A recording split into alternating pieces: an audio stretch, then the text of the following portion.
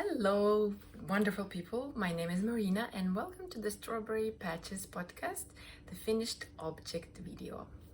Ta-da! I present to you the East or West sweater by Joji Locatelli, and this gorgeous design was picked by me for the Joji Fall Cal 2020.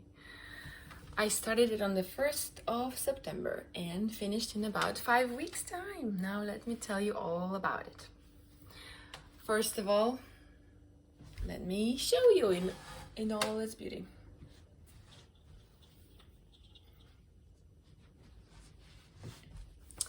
I knitted it from my hand-dyed yarn, which the base is the local New Zealand merino base, 100% New Zealand merino, and I dyed it in 3 different colors: this hot pink, light gray, and the dark gray.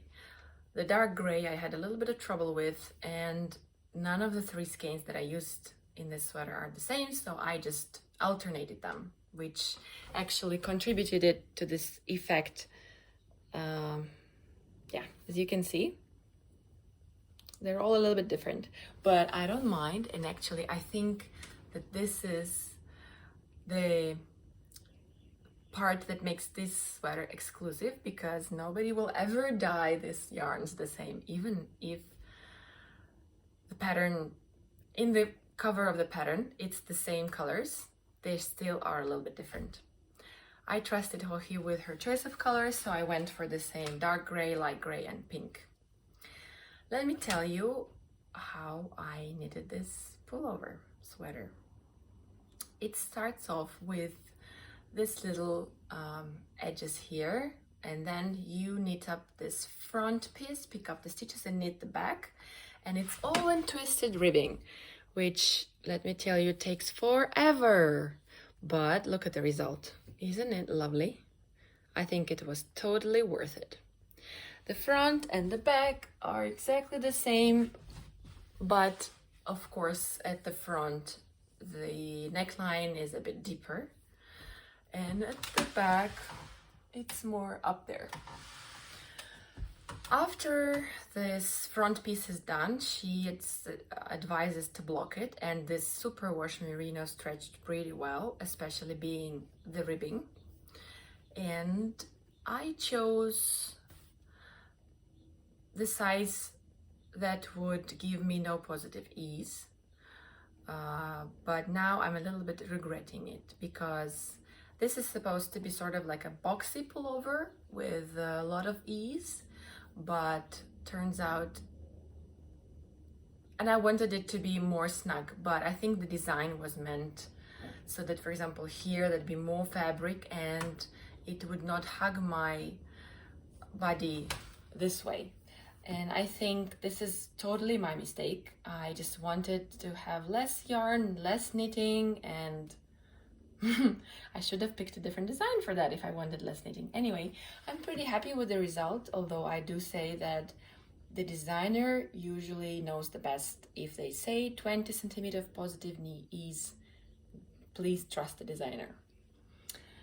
And I imagine that if I knitted, for example, a little bit more here, and it would be a bit more boxy, then it would look maybe more flattering on my body. I'm not sure. After this piece is done, then you have to grafting is later. You have to pick up the stitches along the edge, and this took a lot of time, but I had experience with that in the previous sweaters, so it was fine. And then all the fun starts with all these beautiful stripes. And at first, it is just one long back and forth knitting until you reach the desired width. Basically, this many repeats. Then I grafted here and started to knit in the round this sleeve. The same for this side, of course. I wanted to give you some tips for this sweater. First of all, of course, it's very important to do the swatch, because superwash yarn, actually any kind of yarn, it reacts very differently after you block it. For example, this one stretched quite a bit after I wet blocked it, and I'm glad that I did a swatch beforehand. And I met the gauge that the pattern suggests. Second of all, I knitted these sleeves on very short, I think they were Chaigo. I borrowed them from a friend, shorty. I wish I had them to show you, but I don't have them. They have this short tips and a short cable, and they're perfect for knitting in the round, for socks or sleeve or something like that. And the trick is that one end is shorter than the other, so it's more easy to manipulate with it when you're knitting in the round. And this made these sleeves knit up so fast. I put up some stitch markers along the decreases here so that I know how often I repeat it. Even though they are in the pattern, it's easier for me to just look at the first sleeve and knit the same on the second sleeve. And it was very, very fun. And it's very, very easy to count the rows with this striped fabric. And it was very fun too.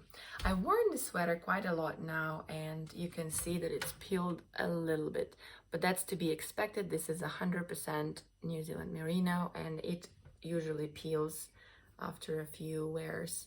I really wanted to save it, to have it all crispy and brand new before the video when I recorded, but then I thought, you know, maybe you would be interested to know how it wears as well. So yes, this yarn peels, but after a few times of the de-peeling therapy, it will be just fine. It will stop peeling as much.